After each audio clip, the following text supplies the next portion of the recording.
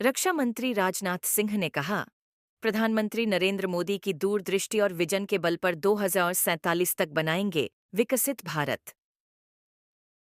हाल रक्षा मंत्री राजनाथ सिंह ने जयपुर के होटल क्लार्क आमेर में प्रेसवार्ता को संबोधित करते हुए मोदी की गारंटी और कांग्रेस की गारंटी में फर्क बताते हुए कहा कि मोदी का सपना है कि 2047 तक भारत को एक विकसित भारत बनाना है।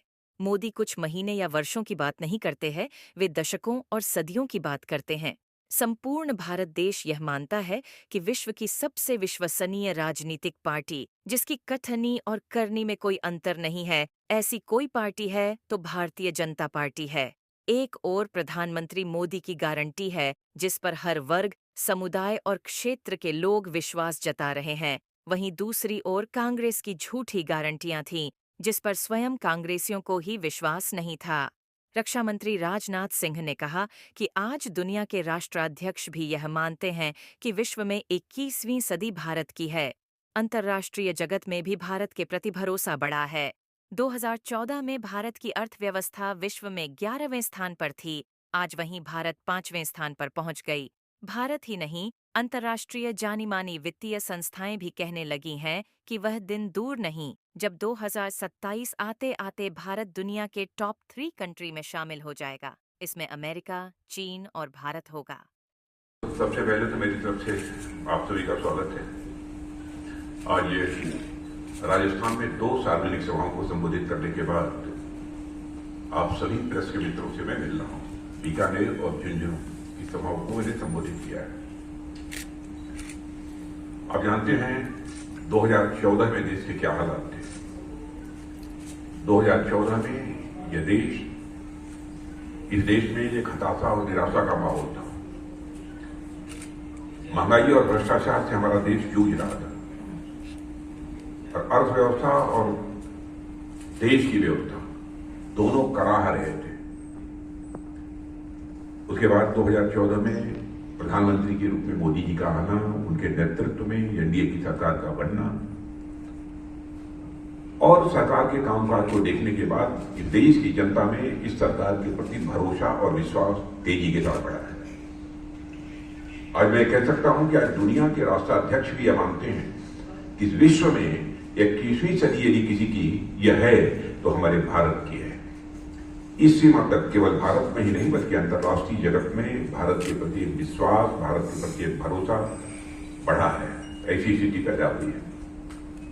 अर्थव्यवस्था की दृष्टि से देखें तो 2014 में भारत अर्थव्यवस्था के आकार, इकॉनमी की साइज के मामले में दुनिया में 11वें स्थान पर खड़ा था। आज वो भारत जंप लेकर 5वें स्थान पर पहुंच गया है। अगर फ्रेजाइल 5 कंट्रीज में जिस भारत की गणना होती थी, आज वो फ्रेजाइल 5 से निकलकर यह भारत फेबुलस 5 में आकर खड़ा हो गया है। और भारत की ही नहीं बल्कि अंतर्राष्ट्रीय जगत की मानी जानी जो फाइनेंशियल फर्म्स हैं, वित्तीय संस्थाएं, अब वो अभी कहने लगी हैं कि वह दिन दूर नहीं है कि 2027 आते आते ही यह भारत दुनिया की टॉप 3 कंट्रीज में आकर खड़ा हो जाएगा। यानी एक अमेरिका होगा, चाइना होगा और भारत भी होगा। अब हमारे प्रधानमंत्री का यह संकल्प है, हम सभी का यह संकल्प है कि 2047 तक हमें भारत को एक विकसित भारत बनाना है। डेवलप्ड कंट्रीज के रूप में हम भारत को खड़ा करना चाहते हैं।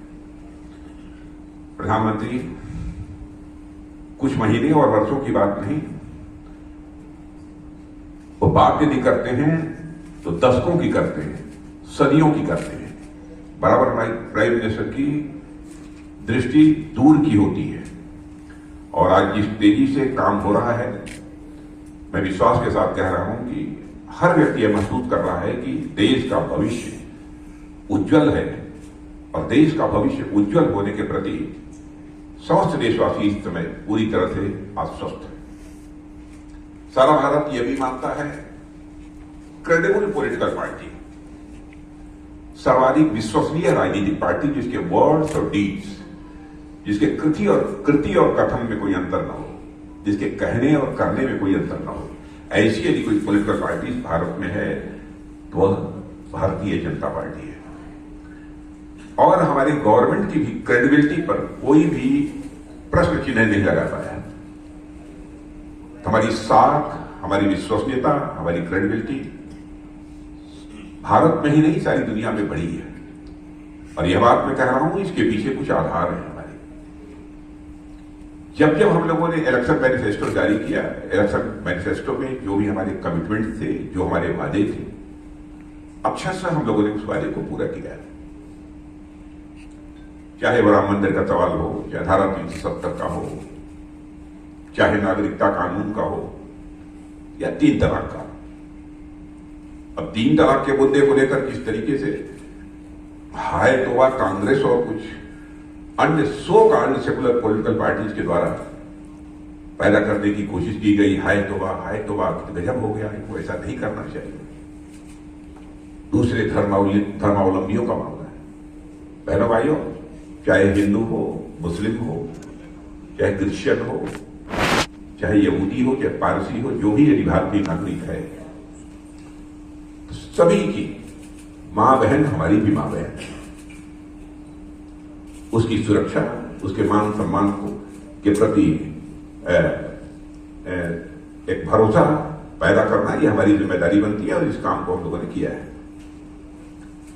और मैं ये कह सकता हूं कि पिछले 10 वर्षों में भारत की आर्थिक, राजनैतिक और राजनीतिक के अतिरिक्त सामरिक यानी स्ट्रेटेजिक और संवैधानिक और सांस्कृतिक दृष्टि से ये पिछले जो 10 वर्ष रहे हैं वो स्वर्णिम सिद्ध हो गए हैं। यह जो मैं कह रहा हूं, एग्जैगरेशन नहीं है, यह अतिशयोक्ति नहीं है, यह सच्चाई है। और भारत की सफलता को लेकर सारे देश में एक पॉजिटिव सेंटिमेंट इस समय है। और मैं कह सकता हूं कि जिस प्रकार का पॉजिटिव सेंटिमेंट इस समय है भारत में, ऐसा पॉजिटिव सेंटिमेंट इसके पहले कभी नहीं था। ग्रोथ रेट इकोनॉमी की तेजी से बढ़ रही है, फिस्कल डेफिसिट घट रही है, एक्सपोर्ट बढ़ा है, करंट अकाउंट डेफिसिट भी कम हुई है, इन्वेस्टमेंट बुलंदी पर है, महंगाई कम हो रही है। और सब मिला जुला कर भी कहना हो तो मैं कह सकता हूं अवसर भी बढ़े हैं और इनकम भी बढ़ी है। अवसर भी बढ़े हैं और आय भी बढ़ी है। और आप लोगों ने यह भी रिपोर्ट देखी होगी कि नीति आयोग ने साफ तौर पर यह कहा है, जिसको कि कई दुनिया की फाइनेंशियल फर्म्स ने भी इंडोर्स किया है, कि भारत में 2014 के बाद 25 करोड़ लोग गरीबी रेखा से बाहर होने में सफल हुए हैं। 25 करोड़ लोग हम लोगों ने गरीबी रेखा से बाहर किया है। बैंक का एनपीए, नॉन परफॉर्मिंग एसेट में रिकॉर्ड कमी आई है। जहां तक मुझे इस समय याद है, अप्रॉक्सिमेटली 11.8% जो पहले हुआ करता था, अब अप्रॉक्सिमेटली 3.1, 3.2 के आसपास है। या हो सकता है कि इन दिनों में लेस देन 3 हो गया हो, 3% हो गया हो। मोदी जी की गारंटी का जहां तक प्रश्न है, सारे भारत को भरोसा है। वहीं जहां मोदी जी की गारंटी के प्रति सारे देश को भरोसा है, वहीं पर कांग्रेस की गारंटी के प्रति लोगों का अविश्वास है। क्योंकि बराबर इस देश की जनता को उन्होंने बड़े बड़े स्वप्न तो दिखाए, लेकिन सारे किसी स्वप्न को वह साकार नहीं कर पाए। और मैं तेरे लिए कहूं तो यह कहना भी अतिशयोक्तिपूर्ण नहीं होगा कि यह कांग्रेस की गारंटी पर स्वयं बहुत सारे कांग्रेस के मित्रों का भी विश्वास नहीं है, उनका भी विश्वास नहीं है। आपने देखा होगा जबकि इनका न्याय पत्र जो इलेक्शन मैनिफेस्टो है कांग्रेस का जारी हो रहा था, और क्या क्या यह गवर्नमेंट बनने पर करेंगे जब ये बता रहे थे, तो उस समय तालियां नहीं बज रही थी, तो उनके अध्यक्ष ने ही कहा तालियां तो बजाओ। ऐसी स्थिति पैदा हो गई। चिदम्बरम जी बोल रहे थे ओल्ड पेंशन स्कीम पर, ओपीएस पर। ओपीएस का नाम तो लिया कांग्रेस ने, लेकिन चिदम्बरम जी ने कहा कि चूंकि सरकार माने मोदी लेड गवर्नमेंट इसकी समीक्षा कर रही है, इसलिए इस संबंध में कुछ नहीं कहूंगा। मैं धन्यवाद देना चाहता हूं कि हमारी सरकार के प्रति उन्होंने अपना भरोसा व्यक्त किया है। और कांग्रेस ने अपने न्याय पत्र में 3 लाख नौकरियों की भी देने की बात कही थी, और रहे हैं सरकार में क्या किया है ये बताने की आवश्यकता नहीं है। और यही कांग्रेस है कि हमारे सुरक्षा के जवानों के लिए बुलेट प्रूफ जैकेट्स, हेलमेट्स, अन्य भी जो आवश्यक सामग्रियों की सामग्रियां चाहिए थी उनको मुहैया नहीं करा पाई, और आज वो तरह तरह के आश्वासन दे रहे हैं। इनके समय में डिफेंस डील जो होती थी, रक्षा सौदे जो होते थे, उसमें भी बड़े घोटाले हुए हैं। सारा देश इससे अच्छी तरह अवगत है, और आज एक भी चार्ज हमारी गवर्नमेंट के ऊपर यह रक्षा सौदों को लेकर नहीं लग पाया। यह भी हमारा एक बहुत मेजर अचीवमेंट है। प्रधानमंत्री जी ने आह्वान किया था इस देश का कि अब रक्षा, भारत को तो आत्मनिर्भर बनाना ही है, रक्षा क्षेत्र में भी भारत को आत्मनिर्भर बनना है। यानी तोप हो, गोले हो, मिसाइल हो, फाइटर प्लेन्स हो, एमिनिशंस हो, यह सब बनने चाहिए तो भारत में बनने चाहिए, भारतवासियों के हाथों से बनने चाहिए। और हम इस काम को तेजी के साथ कर रहे हैं। 2014 में जहां अप्रोक्सीमेटली 600 करोड़ का ही केवल एक्सपोर्ट होता था, आप सबको जानकारी हो गया है, और मैं आपको संकेत दे रहा हूं और भी है, लेकिन इसमें भी ऐड नहीं किया है। और रक्षा की दृष्टि से तो कोई भी देश हो, बहुत सारे चैलेंजेस रहते हैं, हमारे समझ भी चुनौतियां हैं। साइबर वार की है, अनकन्वेंशनल वारफेयर की है, असिमेट्रिकल वारफेयर की है, एल्गोरिथम वार की है। लेकिन इन सब सारे खतरों से भारत तैयार रहे, यह भी आवश्यक है, और इस दृष्टि से भी हम काम करेंगे।